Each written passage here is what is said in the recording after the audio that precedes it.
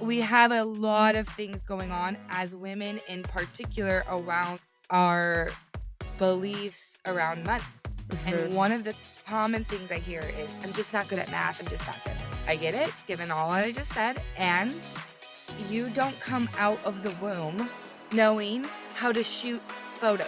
You figured out how to take a camera and have it work in manual and how to do editing and very technical things, and you figured that out. Yeah. And this is a skill you can attain, and you must attain it if you want to be in the financial freedom that you're desiring. Hey there, CEOs. Welcome to the Wedding Pro CEO podcast. I'm your host, Brandee Gaar, and my mission is to help you, the wedding industry entrepreneur, to build a profitable wedding business that you've always dreamed of. On today's show, we are talking to money coach Erin Bridgman.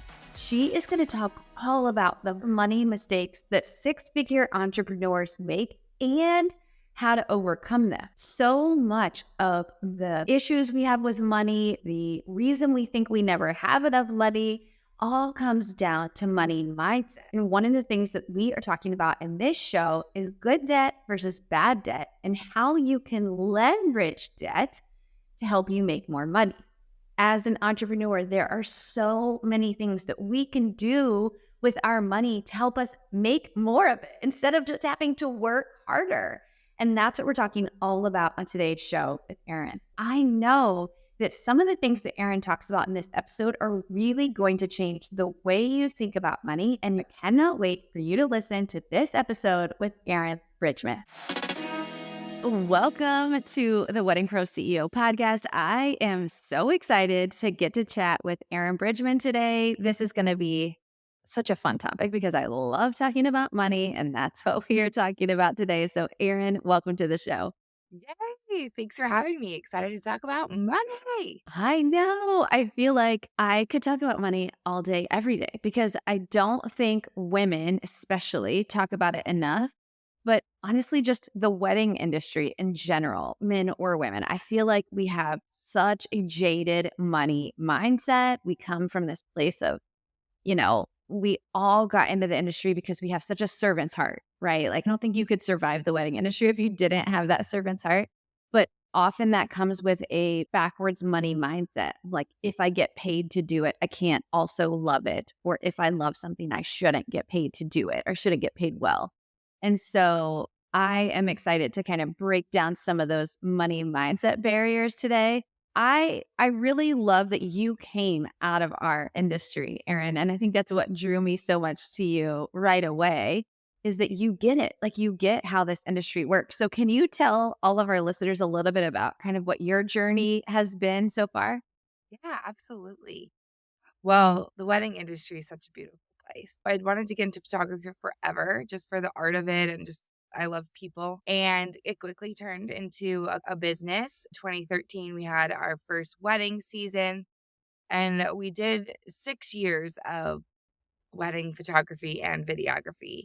So for many people, that it's like I say sometimes we became kind of like grandparents in the industry, because many times, like, you fizzle out. You find that, like, it is beautiful and it is challenging. Yeah, so Brett and I, that's my husband, we scaled the business to 6 figures within the first 2 years, and we were also working and doing other jobs, and we were able to take that money back when we had a pile of cash. I just wanted to roll around in it. I was like, "Oh, finally we have some money." We had significant student debt, and we were being smart about our money management, which is something I'm excited to Yeah. talk about. And we were able to make our first investment in real estate. That was back in 2014. And since then, I've left the industry, but have not left my love for the industry, and really love helping equip people, and particularly women, who find themselves doing something that they love, photography, calligraphy, whatever it is, and they make great money, but they have this challenge with their thinking and their management of the money. And that's what I do now in my work. Is I'm a financial coach, a money mastery coach is what I call myself, helping creative entrepreneurs manage their mindset and money so that they can get to the financial freedom they started out with that desire in the first place in entrepreneurship. And so that's what I'm all about. And also, I do a ton of real estate investing. A ton of real estate investing. I was watching a video about the statistics of the occupations that have the highest success rate and or businesses that you can start. And real estate was number 3. And I was actually really shocked by that because they said that there's an 86% success rate in real estate. I found that really interesting. Do you think that that statistic is correct?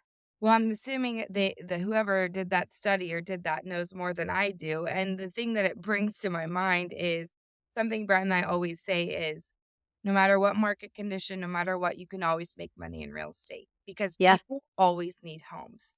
Yeah. And so and if we think about person's personal finances, they're going to spend the most amount of money, likely, Mhm. on their housing.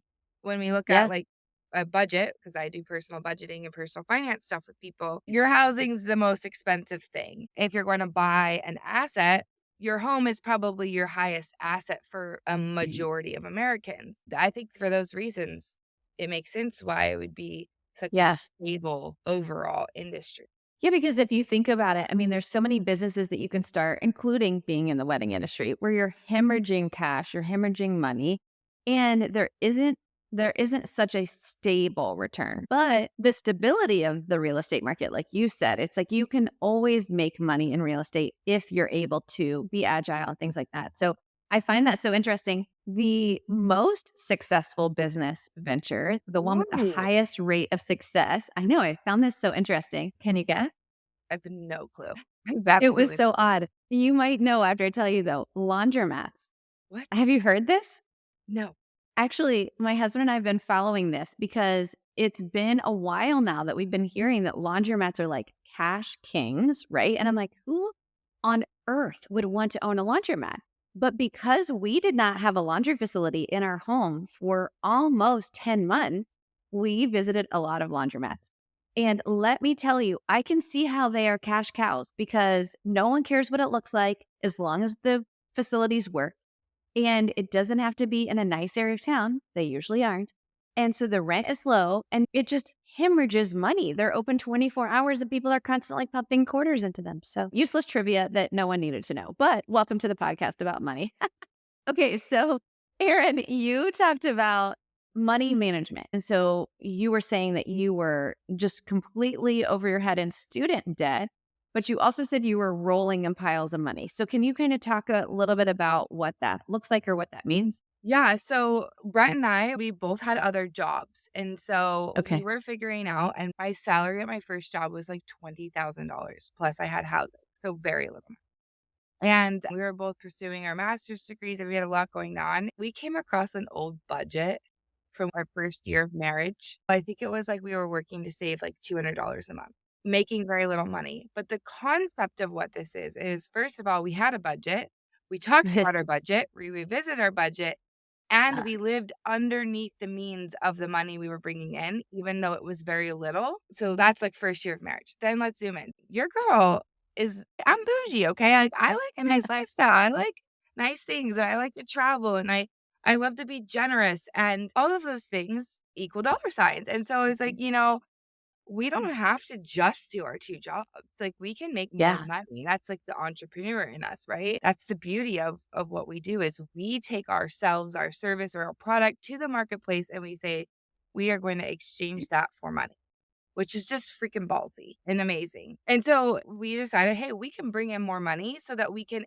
increase our lifestyle because we want to, and increase towards the financial goals that we had, which was savings and debt pay down. And so I think it was about $18,000 that we had in our savings account. The photography business we did not need in order to live. We were using that money for the extra lifestyle and for the financial goals. We came to this point, very anti Dave Ramsey, by the way, where we said, okay, we could take the 18,000 and we could pay off one of our student loans, Mhm. or we could take that 18,000 and we could purchase an asset that would then zoom into the future, actually be enough money to pay off all of our student debt. And so it took a different mindset. It took an ability to take calculated risk. It took an ability to step away from the hustle culture. I must work really hard to make money, to moving to this place of we can deploy our money more smart to make it make money for us. And so that's where we were back then was we made the decision to take the risk and take the investment knowing that it would produce cash flow and then a cash pile at the end. And I have a whole podcast episode where we break down like our first investment and how it all worked. It ended up being $22,700 with our down payment and what we put into the property to make it more money. You said anti Dave Ramsey, which is more and more people are coming out, right, with this anti Dave Ramsey because he was really, I feel like, the loudest voice and the only voice for a really long time. And when you and I were talking on your show, I had told you, I don't know that I'm quite anti Dave Ramsey yet, but I wish I would have known sooner because my husband and I were all in on Dave Ramsey for the longest time, right? So we had a very similar situation where we had student loan debt and we had things that we were paying off. And we did do it the Dave Ramsey way. And I told you on your show, I'm like, that's one of those things that I wish I would have known earlier is paying off your debt when you have such a tiny interest rate and a tiny payment, to be honest, was we felt so good about it. Like we celebrated it when we made that last payment. We felt like we were on top of the world. We had no debt. We were like, the only debt we have is our mortgage. And we felt so proud of that for so long. And now I look back and I think, if we would have known, which listen, we didn't, no regrets, right? You learn as you go. But for anybody that's listening, I think it's important to understand good debt. Like there can be good debt and leveraged debt, right? To help you make more money. And I love also what you said was like, well, if we can invest in this and that can cash flow to then pay off the debt, it's not like, you're running up credit cards at 30% interest rate by any means, but good debt can be leveraged well. So I love that part of your story and that you're anti Dave Ramsey. Okay, so here's let me do a little clarity. Okay. I did Financial Peace University. Brett and I did Okay. Financial Peace University before we got married. Which is We Dave I Ramsey's am program for right. anybody that doesn't know that. Okay, Yeah. yes. Yes, sorry. So, when I say I'm anti Dave Ramsey, first of all, you gotta have those sharp things in your marketing that, like, just makes Right. people like, "What the heck?" I Yeah. am not fully anti Dave Ramsey. Here's my thing. There are certain pieces of Dave Ramsey that are very helpful, but you have to understand, and when I hear entrepreneurs saying that they're doing Dave Ramsey, I feel that they're doing themselves a disservice because Dave Ramsey is speaking to a very specific population. He's speaking to people who are 9 to 5. There's nothing wrong with that, but they have a very fixed salary. And so when I teach budgeting, I teach that as entrepreneurs, we have 2 levers. And the same thing is true at the end of a budget. We need to have excess. If we don't have excess, then we can't strategize towards your financial goals of retirement and savings and debt and lifestyle increase Right. and all those things that I teach. But Dave Ramsey teaches there's one lever. And the one lever is you have to cut your expenses. You have to spend less. That's how we create the excess. And I believe that that is not the situation of the entrepreneur because we have 2 levers and the other lever we have is just go make more money. That's a very, very different type of person that needs to be doing and learning from a different financial educator because of that. Yeah. And I believe from an energetic mindset perspective that the lever of spending less is more of a negative energy. It's more restrictive. It's a little more fear-based. It can bring up a lot more of that limiting thing.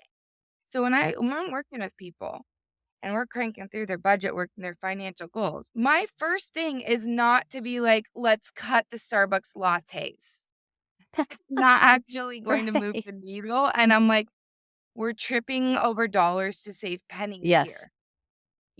And it's like for the woman who can just go land another client and make another grand, why are we focusing on cutting your Starbucks lattes? Right. I So love that. that is my perspective specifically when it comes to Dave Ramsey. Yeah. Now, can you talk a little bit? Because this actually just recently came up in my accelerator group with some of my students. All of the students in my accelerator group are really in that multi six figure revenue and they're entrepreneurs. They're Those are my mostly people. women. Yep. That's right. They're mostly women, not all women. But most of the people in that group are learning this concept of how to now make their money make money, because they're getting to that place where they're like, I don't actually have to run every day to bring money in. Now the leads are starting to flow. I'm starting to step into that role of CEO, which is what I teach them. And then they're now starting to think, okay, so now I need to understand how to leverage debt. Can you just touch on the difference between good and bad debt, or how you would even really describe those two things? Because I've had this mindset for so long of debt is a bad thing, debt is a bad thing. And I'm unlearning that. But when is debt a bad thing? What kind of debts should you not carry? Okay, so I have a caveat here. All the people that are listening that are like our people, which are the Yes. multi six figure, you've hit that six-figure mark, you're not alone. This is the skeleton in the closet for many women that are extremely successful and very revered in their space. They're incredible photographers, amazing wedding planning business. There's a lot of shame and embarrassment when you get into the money work. There's many of you that are Yeah. feeling this way that are Yeah. like, crap, I make a lot of money, but at the end of the year, I have nothing to show for it. Hmm. And there's hope for you and you're not alone. So I want to say that first. Second, I would say there's a lot of steps for that person to get to a different financial place, and debt pay down is one of them. And I would say I am not an expert when it comes to what is good debt and what is bad debt. I can speak from my own experience and what I see, because if it's Hmm. just, like, heavy for you and it's just, like, keeping you in a small place, just pay the freaking debt off, you know what I mean?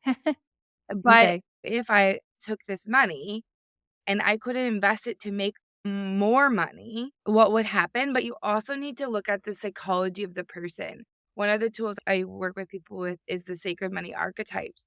And there's 8 Okay. different archetypes, and it's talking about the behavior and thinking you have around money. And some people are not going to use the excess money strategically and reinvest it. And so it would be better for them to pay down the debt. So you do need to take into account your own psychology with money and your own giftings and weaknesses, your own emotional state, and the data before we would get into any sort of nerdiness around that. You need to know yourself and you need to know your opportunities. We have chosen to bring on debt and we have chosen it at some level on purpose, Hmm. and that was us choosing not to pay down the student debt, invest in an asset. And when you are scaling a business, if you want to make massive leaps, which is what has happened for us in a very convoluted, beautiful, challenging, difficult, ugly way, Yes. you have to become comfortable with debt. Yeah. And if I look at the debt I have accumulated over the past year and the forecasting I'm seeing that I'm doing, which is a critical piece, if I land there or pretty close to there, I'm very comfortable with the debt I've taken on to do this. Because not only is my return this 1 year, but it's year after year, and so Right. it makes a lot of sense. So you have to figure out where you're at. We need to work first on, like, having a significant amount of savings. We need to have Hmm. savings, and we do need to get rid of bad debt, and Yeah. I find that many people have bad debt, and credit cards are not good debt, Right. and Yeah. so, generally, for this population, I would say don't be thinking about massive risk taking until you have a cushion of savings and you have gotten rid of your really bad debt, meaning Yeah. your credit cards with Credit card. high interest payments that are Yep. currently accruing or about to. Yep. Now, would I totally advise that you can't be also simultaneously working on getting some investment going? I would say that you do not have to get rid of all debt before you Right. start to consider investments. Yep. I think that's really helpful because in my group was a hot topic last month where everybody was talking about, well, what is good debt? What is bad debt? I think credit card debt, high interest rates, it's just not good mentally and it's not good at all. I think that there's so much debt that can be used well and that business owners need to learn to be comfortable with it. Exactly like you just said, which being super honest, it was very uncomfortable for me to start learning how to use debt and be okay with it. But as a business owner, I think it's really, really important. I want to chat about the difference between a 180 view and a 360 view because I know that's a major thing that you teach on. So, can you tell us a little bit more about the difference between the two on your view of money? Yeah, for sure. So, what I find is many of us have gotten into business by accident in the Yeah. wedding industry in particular. You picked up a camera, you fell in Yeah. love, you love, and you take pictures of people in love. Or you're like, I love flowers and I'm actually pretty good at this. And my Oh, friend asked me to do it for their wedding and this person. And all of a sudden, I really have a business here, almost in business by accident. And we also have a lot of stories that we've told ourselves over the years, meaning hundreds of years of systemic patriarchal society that we live in. Like, you literally could not open your own bank account as a woman without a man until the 1960s. right. Which is crazy. That's like not even 100 years ago. Or like, Right. it wasn't until the 1970s that you could open your own credit card without a man. Okay, so we have a lot of things going on as women in particular around our beliefs around money. Hmm. And one of the common things I hear is, I'm just not good at math. I'm just not good at it. I get it, given all I just said. And you don't come out of the womb knowing how to shoot photos. You figured out how to take a camera and have it work in manual and how to do editing and very technical things, and you figured that out. Yeah. And this is a skill you can attain, and you must attain it if you want to be in the financial freedom that you're desiring. Now, I teach that you can certainly outsource certain parts of your money. You should have an accountant. If Yes. you make 100, 200, 300,000, you should have a bookkeeper. That's not the best use of your time. Being a CFO is not something you can outsource. So you are the CFO of your business and of your life, Yeah. and nobody else can do that. You can have advisors. When you hire me to work with you, I am not the CFO. I'm a financial educator helping you be the CFO. And so what I find is that most people have a 180 view of their numbers. And that is because they say they're not good at numbers, they're not good at math, they fell into business, they have to do the bookkeeping and the taxes. Like, you have to do that. And so they have a very present to past view of their money. That is important. It gives us important data. It helps trends. It helps us make decisions. You can do nothing about that money. You've already made it. You've already spent it. You can do nothing about it. It is limited in its power. And so what I teach is that we must have a 360 view, which means we understand our present to past, and then we understand our present to future, which is the other half, the 360. And when I work with women, we start to project out 12 months, especially in the wedding industry, which I work with a lot of people in the wedding industry. You make a majority of your money in 6 months of the year. Yep. And you still need to be able to pay yourself a consistent salary. This is the most key part of building your personal financial wealth. And when you don't have a 360 view of your money, you find yourself paying yourself least, last, and inconsistently Yes. because of fear and because you don't have data. Hmm. And so when you have a 360 view, when you start to make 12-month projections, you put what you already have coming in. You already know you have money coming in, but you don't have a view of that because you're just looking at your current bank account balance. It's not an accurate view of your money, which will not help you make consistent salary raises and help you with your personal finances. Hmm. So if we can plot out for you 12 months and get that present to future, what starts to happen is you're able to make more money, first of all, Yes. because when we do it, we do, yeah, what's already on the books or what's your safe numbers and how can you make more? And I find people that get scared. They're like, I don't want to write it down. It's like a secret. Like, it's supposed to be a surprise that I make more. Like, No, because if you actually write it down, you're going to be more likely to hit to it do and it. probably Yeah. hit it even more. And like, if you decide I'm gonna do this boudoir experience to add Yeah. on with my wedding photography clients, you get to market that and strategize that, and you're probably gonna do it, and you're gonna make more money. So, first of all, Yeah. you make more money. Second of all, you start to be in the driver's seat of your money, your finances, because you're not just in this past present mode, you're in the future. So you're seeing like, okay, yeah, I have this expense. It's smart for me to make this investment, even though it makes my bank account quite low, I can see what's coming in and I'm fine. So that's an important piece of this. Salary is an important piece, and taxes are a very important piece of this. One year, Brett and I had a very unexpected five-figure tax bill we were not Ah, preparing for, which happens to a lot of people. Because yep. here's the thing, you're desiring to make more money, but you're setting aside taxes that were based on previous years. An unexpected large tax bill is a good sign. You made a lot more money. The problem is you didn't plan for it. And so when we Right. plan for it, we create a specific percentage based on the past history because that's important. And we set aside taxes every month based on what your actual numbers are Yeah. and what your projected numbers are. The magic of all of this and the key to all of this is you understand your cash flow in your company. And that's how you can make these decisions is cash flow. Cash flow meaning I understand beginning of my month and end of my month bank account, and I can see that 6 months out. And that is what lets us make abundant decisions in raising salary and creating strategic investments. And that is why it's so key to have a 360 view of your money. That's so good.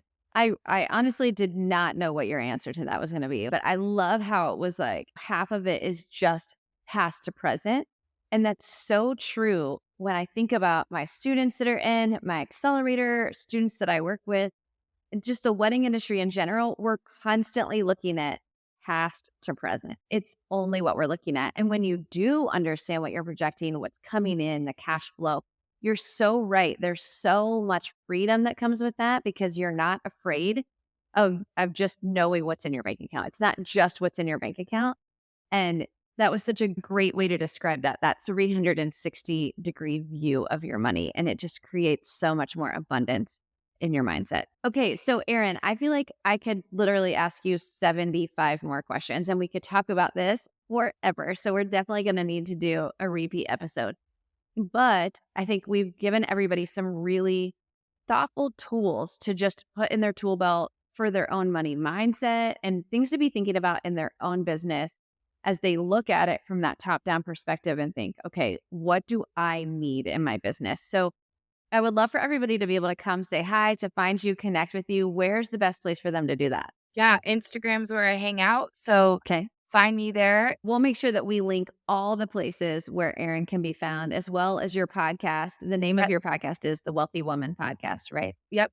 Come listen to those episodes. I share specific financial things, both from a mindset perspective and from a management perspective. And I have guests just like you who are really helping people.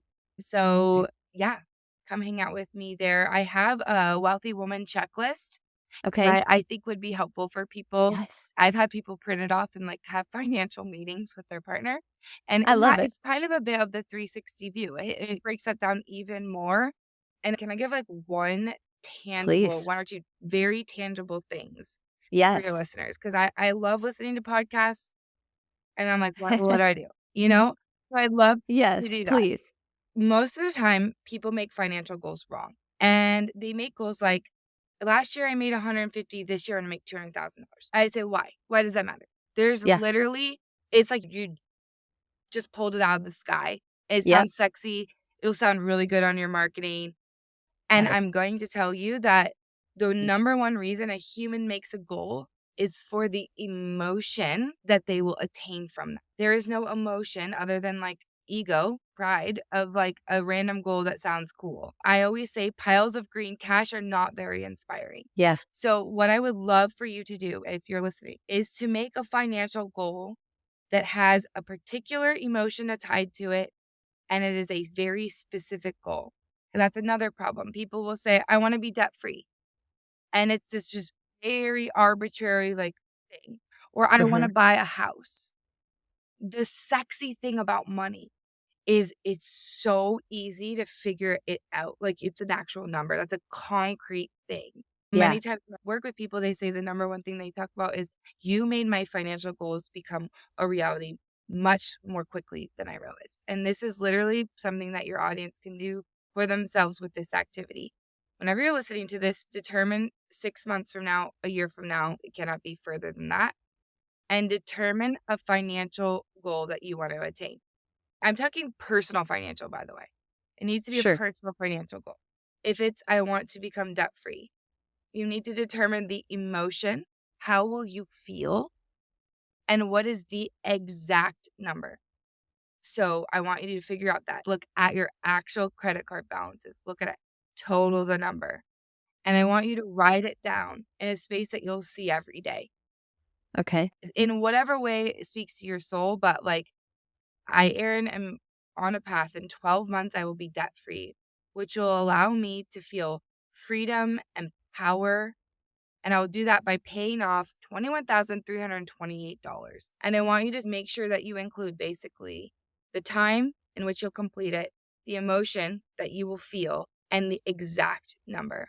When you do that and you get attached to a financial goal in that way, you start to make different decisions because you're so bought into the goal. And I'm telling you, you're going to show up and you're going to do it because you want to be debt free.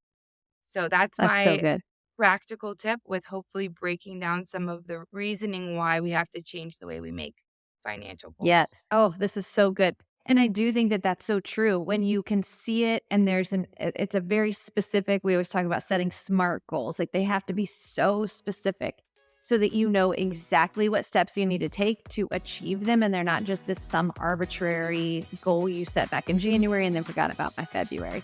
So I love that you gave us that practical tip. And we will make sure to put the Wealthy Woman checklist in the show notes as well. So everybody can go download that and get started on that as well. So you guys make sure you go pop over to Erin's Instagram and say hi. Tell her that you heard her on the Wedding Pro CEO podcast. And we'd love to know something that you're going to implement in that as well. So Erin, I'd love to bring you into the Wedding Pro CEO community on Facebook. So you guys, if you have questions, drop into the Wedding Pro CEO community on Facebook and let Erin know what questions you have about money. And let's get a conversation going over there. Okay, you guys, this was a great episode. Erin, thank you so much for sharing all of your nuggets with us. And we will see you next time.